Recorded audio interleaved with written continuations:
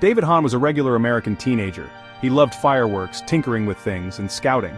But David had an unusual hobby. He tried to build a nuclear reactor in his mom's backyard shed. Yes, a real, glowing, potentially dangerous nuclear reactor.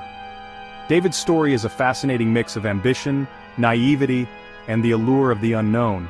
It's a story about the excitement of scientific discovery and the importance of understanding the risks that come with it. In 1991, in a quiet suburb of Detroit, David's story unfolded, captivating the nation and raising important questions about the line between curiosity and danger. David Hahn was a curious kid. From a very young age, he was captivated by the mysteries of the world around him. He loved science, and his curiosity knew no bounds. Whether it was the stars in the sky or the tiniest insects in the garden, David wanted to understand it all. He devoured books about chemistry and physics, spending countless hours in the library. His thirst for knowledge was insatiable. He would often be found with his nose buried in thick volumes, absorbing every bit of information he could find. His hero was Albert Einstein. David admired Einstein's ability to think outside the box and challenge conventional wisdom. Inspired by his hero, David loved experimenting. He would set up small experiments in his room, trying to replicate the great scientist's discoveries. His bedroom was a lab. It was a chaotic space filled with beakers, test tubes, and makeshift equipment. To an outsider, it might have looked like a mess, but to David, it was a world of endless possibilities. It was full of wires, chemicals, and gadgets. Each item had a purpose, each tool a potential key to unlocking the secrets of the universe. David's workbench was a testament to his dedication and passion for science. He was a proud member of the Boy Scouts. The organization provided him with a structured environment to explore his interests and develop new skills. It was here that he found like-minded peers who shared his enthusiasm for learning. He even earned merit badges in atomic energy and chemistry. These badges were not just tokens of achievement, they were symbols of his growing expertise and commitment to his scientific pursuits. He dreamed of becoming a scientist. His aspirations were fueled by a deep-seated desire to make a difference in the world. He often imagined himself making groundbreaking discoveries and contributing to the advancement of human knowledge. David was fascinated by radioactivity. The concept of invisible forces that could alter the very fabric of matter intrigued him. He spent hours reading about the pioneers of nuclear science and the incredible potential of atomic energy. He read everything he could find about it. From old textbooks to scientific journals, David immersed himself in the study of radioactivity. He was determined to understand its principles and harness its power. He learned about Marie Curie and the power of the atom. Her groundbreaking work and relentless pursuit of knowledge served as a beacon of inspiration for David. He admired her courage and dedication, and he aspired to follow in her footsteps. He became determined to create something amazing, something that had never been done before, a homemade nuclear reactor. This ambitious project was the culmination of his years of study and experimentation. David's journey was just beginning, and his passion for science would lead him to extraordinary places. David started his project in secret. He was just a teenager with a big dream and an even bigger secret. In the dimly lit corners of his room, he meticulously planned every detail, ensuring no one would discover his ambitious endeavor. His heart raced with excitement and a bit of fear, knowing that what he was about to do was far from ordinary. He used his allowance money and saved every penny. Each coin and dollar bill was a step closer to his goal. David was determined, and his frugality was unmatched. He skipped out on treats and toys, focusing solely on gathering the funds he needed. His friends wondered why he was so tight with his money, but David kept his lips sealed, knowing that his secret was worth the sacrifice. He needed materials, lots of them. His room began to look like a mini laboratory filled with wires, tubes, and strange-looking gadgets. Each item had a purpose, and David knew exactly how he would use them. He spent hours researching, making lists, and ensuring he had everything he needed to bring his project to life. He scoured junkyards, hardware stores, and even contacted scientific supply companies. No place was too obscure, no effort too great.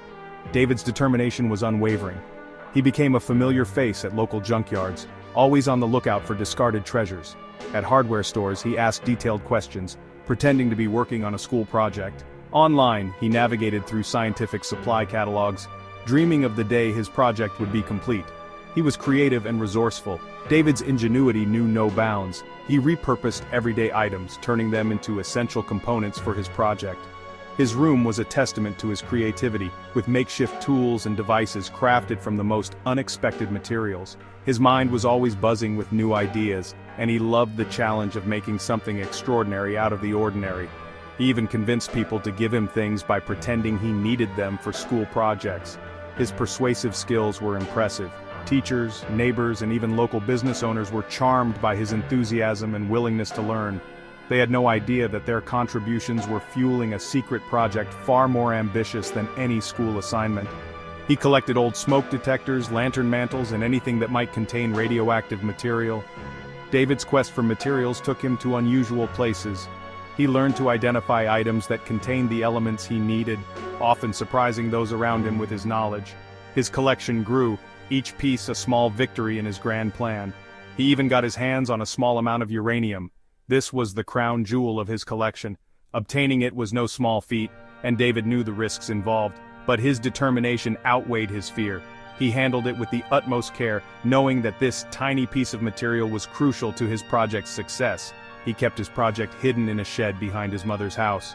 The shed became his sanctuary, a place where he could work undisturbed. It was cluttered and chaotic, but to David, it was perfect. Every time he stepped inside, he felt a surge of excitement, knowing that he was one step closer to achieving his dream. He called it his breeder reactor. The name sounded impressive, and it was. David's creation was a marvel of ingenuity and determination. He had built something that few would even dare to dream of, let alone attempt. His breeder reactor was a symbol of his hard work, creativity, and unyielding spirit. He worked on it for months, piecing together his makeshift reactor with the excitement of a child building a fort. Each day brought new challenges and new triumphs. David's passion never waned, and his excitement was infectious. He was on a mission, and nothing could stop him. His secret project was more than just a hobby, it was his dream come true. David didn't fully understand the dangers of what he was doing. He was dealing with radioactive materials. These materials emit invisible rays. These rays can be deadly. They can cause cancer and other serious health problems. David was exposed to these rays without any protection. He was handling radioactive substances with his bare hands. He was breathing in radioactive dust. He was putting himself and others at risk. He thought he was being careful. He thought he could control it. But he was playing with forces he didn't fully comprehend. He was a kid playing with fire, unaware of the potential for catastrophic burns.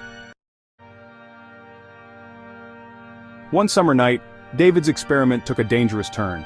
His makeshift reactor started emitting higher levels of radiation. He was worried. He decided to take some of his equipment out of the shed. He put it in his car and drove around town, trying to figure out how to dispose of the radioactive materials. He was stopped by the police. They noticed something unusual in his car, and called in a hazardous materials team. They were shocked by what they found. David's car was emitting dangerous levels of radiation. The police were baffled. They had never seen anything like it. The authorities quickly realized the danger. David's neighborhood was contaminated. The Environmental Protection Agency, the EPA, was called in. They arrived in hazmat suits. They cordoned off the area. They evacuated David's neighbors. It was like a scene from a movie. The EPA spent weeks cleaning up David's backyard. They removed soil, trees, and even the shed itself. Everything was contaminated. It was a massive and expensive operation. The neighborhood was in shock. They couldn't believe what had happened. A quiet suburban street had become a radioactive hazard zone. David became known as the Radioactive Boy Scout. The media loved his story. He was interviewed on TV. He was on the cover of magazines. He became a kind of folk hero, a symbol of both scientific curiosity and recklessness. But David's life was changed forever. He had to undergo medical tests. He was monitored for health problems. He was traumatized by the experience. He had to leave his home. He had to deal with the consequences of his actions. He had become a cautionary tale, a reminder of the potential dangers of unchecked scientific ambition. David's story is a reminder that science can be dangerous. It's a reminder that even the most well-intentioned experiments can have unintended consequences. David's story is also a reminder of the importance of education and mentorship. If David had had proper guidance, he might not have gone down the path he did. His story highlights the need for responsible scientific exploration, especially when dealing with potentially dangerous materials. It's a story that continues to resonate today, reminding us that curiosity should always be tempered with caution and respect for the power of the forces we seek to understand. David Hahn's story is a complex one. Born in 1976, David was a curious and ambitious teenager who became fascinated with the world of science.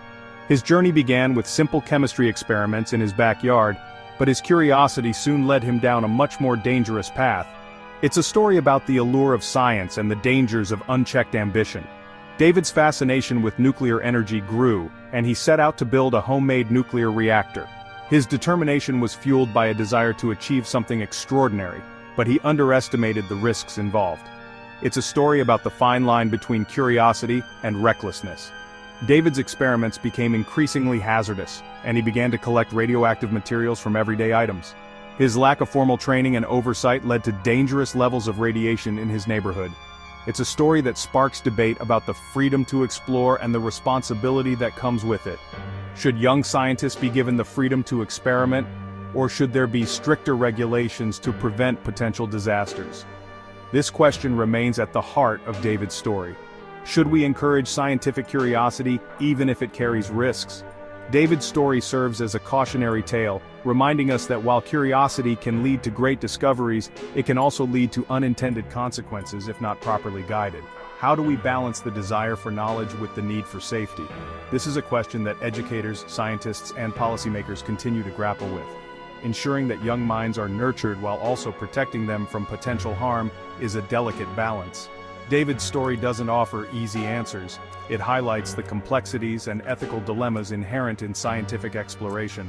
His achievements were remarkable, but they came at a significant cost. It forces us to confront these questions and consider the ethical implications of scientific exploration. How do we foster innovation while ensuring that safety and ethical considerations are not overlooked?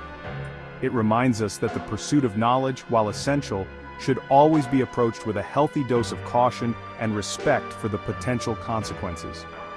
David Hahn's story is a testament to the power of curiosity and the importance of responsible scientific